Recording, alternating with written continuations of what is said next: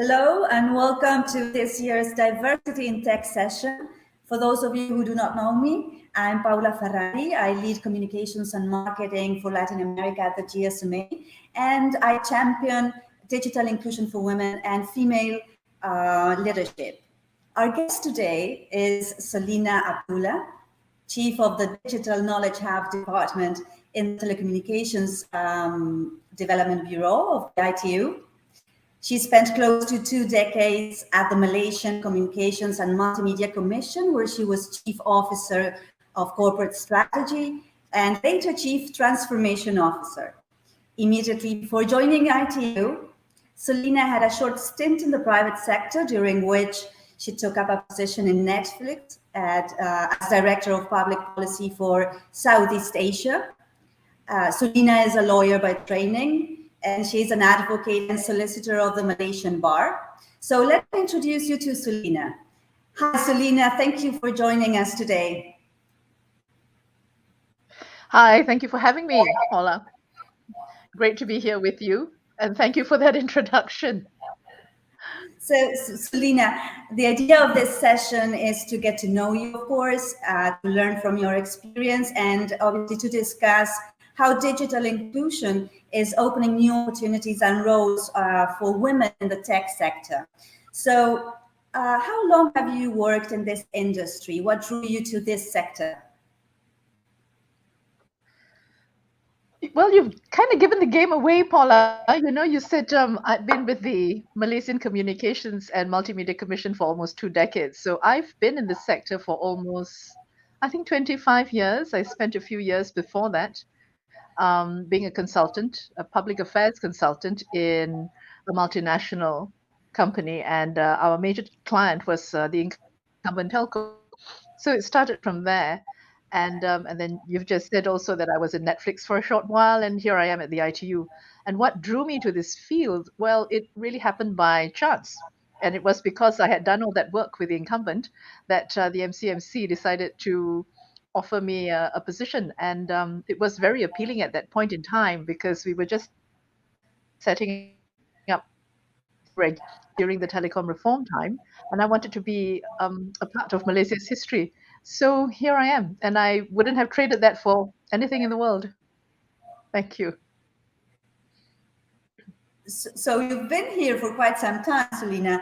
Has the industry changed since you started? We can take it from two perspectives. Take it from the technology perspective. The answer is obvious. And yes, it's changed a lot and so quickly. In the year 2000, actually, my colleague and I wrote a piece for our ministry journal. And in it, we wondered if we would be able to control our microwaves from the office or get dinner going before we reach home. And look at where we are today. And that's from the technology perspective. From a gender inclusion perspective, there were definitely fewer women then than there are today. And certainly when I first started doing international work, also around that time, there were very few of us. Now there are more than 50% women. And there are also more women heading ministries as permanent secretaries or secretaries general. And even here at the ITU, we have Doreen Bogdan Martin, who is our elected official, the first woman ever to be elected to be the director of the BDT. And there are more women CEOs in the private sector and more women holding leadership positions there. So certainly, I think the industry has changed.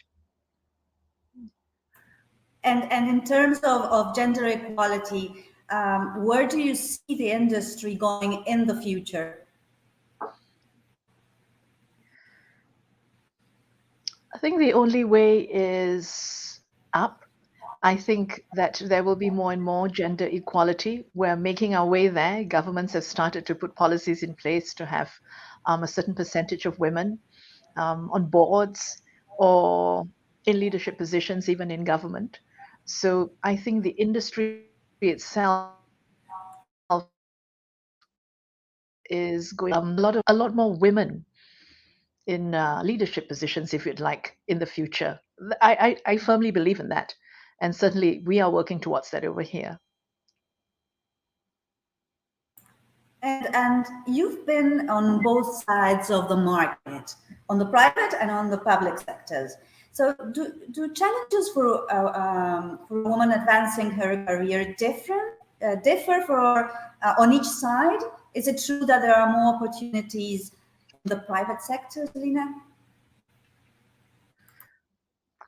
Let's put it this way, Paula. I think I think the opportunities are there, whether you're in government or whether you're in the private sector. It's just a question of time because there are bureaucratic processes that you need to deal with in the public sector. But it's a lot quicker if you're in the private sector.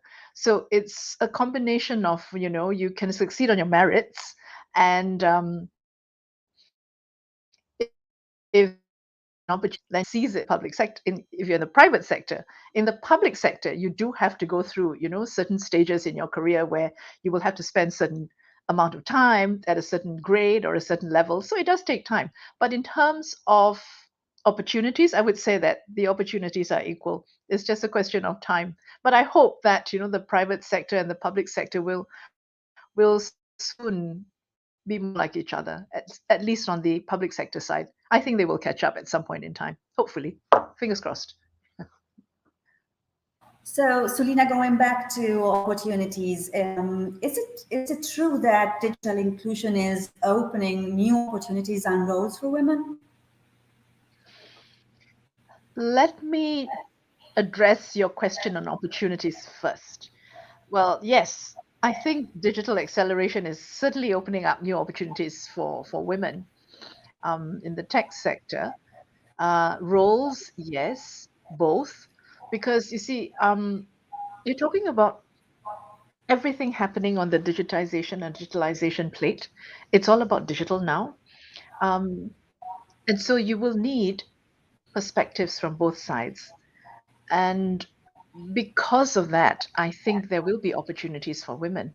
Also, women are now more empowered, if you'd like, because digital gives them that opportunity to actually acquire more knowledge, if you'd like. And so they are able to find better employment. They are able to do better in terms of creation and design, perhaps, that they were not able to before. And these opportunities had not been availed to them. And in the tech sector in particular, I think that is actually more prevalent than in other sectors. So that I'm very upbeat about the whole thing, Paula. I've been in it, like I said, for 25 years, and I see a lot of good changes happening, and I think this is going to continue. I don't think we're going to go back. No, I don't think we're going back either. So, yeah. So, in your opinion, Sulyna, which has been more valuable in your career, your education or your experience? That's a chicken and egg kind of question.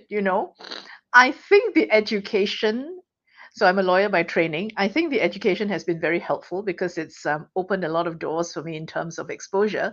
But as you gain more exposure and you build on your experience actually counts a lot more. But you would not have been able to gain that exposure and experience if you had not had that education. So that's why I say it's a chicken and egg thing. So it's a question of both. In latter years, I think it's probably your experience that's going to count a little bit more. But I don't want to be biased. Education is still important, and you just have to continue, with your education. It doesn't stop. So I'll say both. I'll sit on the fence on this one. Lifelong learning, right? Lifelong learning, absolutely, especially in tech. Especially in tech, it's true. So, Sulyna, what has been your biggest success factor? What organizational challenges have you faced? Success factors. So I think if anyone is to have a voice, especially women, I think you have to have knowledge. So you've got to keep up with the game. You've got to be the best that you can. You have to keep up with your trade, with your craft. So I think the biggest success factor has been all the experience that I've gained working on the international circuit for close to 2 decades. And that really throws you in the deep end. You've got to be able to negotiate. You've got to be able to think quickly on your feet. And you have to respond very quickly. And you need the knowledge to do that. And I keep on saying this, to everyone really who comes to me to say, how can we keep up? You just have to keep learning. You just have to learn. You just have to read. And what organizational challenges have I faced? Bureaucracy, and that's inevitable. You want to do something, but you can't. You want to do it quickly sometimes, and you can't. And you have to respect that, you see, because bureaucracy really puts in the checks and balances. So you've got to face that. But other than that, I must say that I've been very fortunate in my career. I don't think there have been many organizational challenges apart from that. But that's always going to be some form of politics here and there, and that's normal, I think, in every organization. And so it's how you deal with that. And if you choose to sit that out, I think you'll be able to get out of that pretty quickly. I hope that answers your question. Yes, it does. But I see those challenges you're mentioning, those apply both to women and men, right? So it's not a gender issue, right? Perhaps. But if you want to talk about bureaucracy, I mean, most of my career has been in Asia, until I got to Geneva to the ITU. So I've spent my whole career in Asia. And if you want to take Malaysia as an example, I don't think we have had that much of a gender issue per se in this sector in particular. Women and men have always been able to come to the table, but certainly I wouldn't say that it's all the time that women and men can come to the table at the same time. So, um, yes, well, you're putting me on the spot here, and I don't want to criticize anyone, but if we are being truly honest, then I must say that yes, obviously it's a man's world, and in many respects, it will always be a man's world in terms of career and working opportunities, employment opportunities. But you also have to make something of it for yourself. You have got to find those opportunities for yourself. And I think it's important that it's important for you to understand how things work. And so that you can deal with the bureaucracies, you can deal with the issues that are culturally and traditionally sensitive. I hope that answers that. It does. But do you think that companies would benefit from having more women at the top, right? I mentioned earlier, Paula, that men and women bring different perspectives. And companies, certainly, I believe very strongly that companies would benefit from having more women at the top. Men and women are made differently. We all know this. And the DNA is different. The way we react is also different. And so, a good mix of both would help. I've also mentioned previously that, many governments and companies are trying to put quotas for women in leadership positions. And I think that's certainly very helpful. And they wouldn't be doing this, I think, if they didn't find it helpful. So that in itself, I think, is an answer. I think companies would benefit greatly from having more women at the top. A balanced perspective, I think, is very practical for you to succeed. And how should women support other women in in organizations? How can you build and access a support network? Okay, I will also take it from two perspectives. How can women support each other? I think women are automatically drawn to other women. So women who are already in the organization should be willing to listen to other women who have just joined. I think being a sounding board is extremely important. And from that, you can build a support network. Here at the ITU, in the development sector, we do this through our network of women for the World Telecommunication Development Conference. It's a network established to boost women's leadership, running up to our WTDC conference next year and beyond, hopefully. What we want to do, the aim of Network of Women, or now as we call it, is to increase the number of women participating in meetings and taking up leadership positions in these global conferences. And we have a mentorship component through which more experienced professionals are matched up with women who have more recently entered the field. So there is a very friendly, if you like, buddy system, and we pride ourselves in having, this network of women right now, because it's affirmative action on our part, we feel. And I know from personal experience that such a community of women can do a lot in terms of creating a mind shift and breaking boundaries that women never knew were there. Some women are not aware that they have the ability to do greater things, and you just have to encourage them so that they will fulfill and meet their full potential. I think that's important.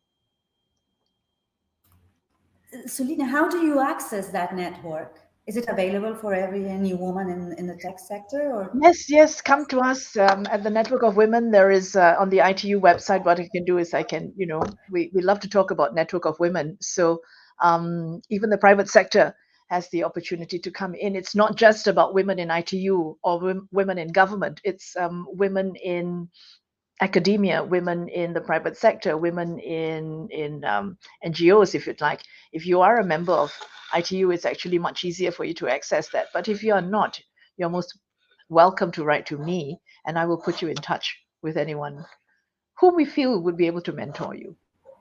Perfect. So talking about mentoring, do you or did you have a woman leader as a mentor, or are there any other specific women who inspired you, and why? This is very cliche, and I'm sure you hear this all the time, but my mother is my role model, and I'm very fortunate that my mother is still here for me to tap into, her experience and all that. But on the professional front, I've also been very fortunate to have women mentors. The first was the former chairman, the second chair actually of the MCMC. She was extremely dynamic, and she was the one who told me from the day that I had the opportunity to work very closely with her, and I reported to her directly, and she said, "Sulyna, don't let anyone trample on you. We're women. We have to stand up for our rights, and we have to have a voice. So make sure that you know exactly what you're talking about." And that's where I got this thing about knowledge being so important, because there's only so much you can do if you don't have that knowledge. And so she's been a mentor, and along the way, I've had other mentors as well. Not necessarily women, but there have been women.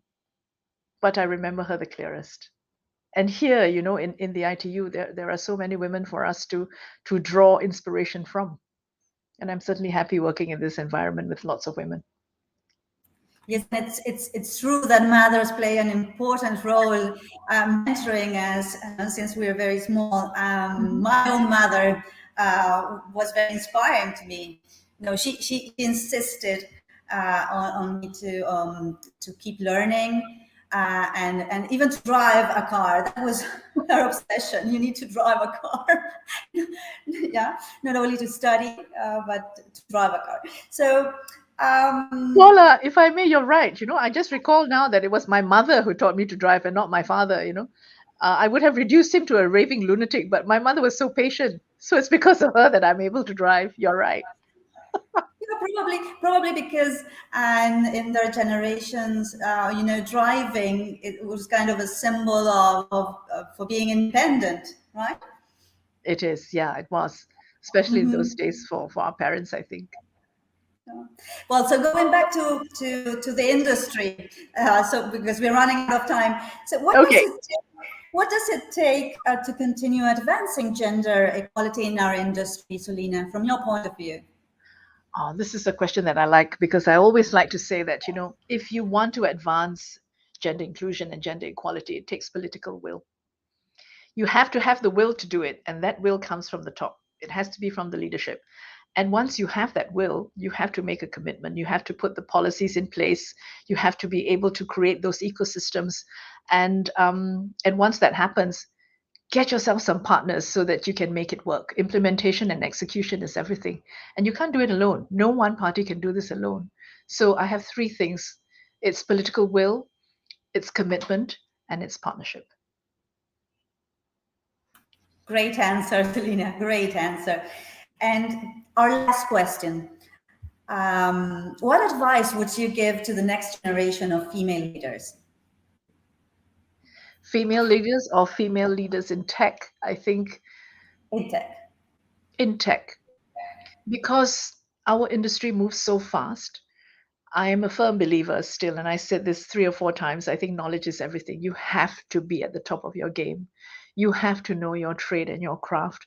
You must be able to hold that conversation and hold that interest and be able to speak about what you do in a very profound, not profound, but in a very educated manner, perhaps, or maybe that's the wrong word as well. But you must be able to convince people that you know what you're doing.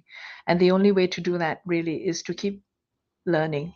And you don't have to read textbooks, you just have to keep up with what's going on around you. You have to be able to learn from other women as well, and do everything that you can so that you are able to do that the best as you can as a woman, and you'll be able to help other women.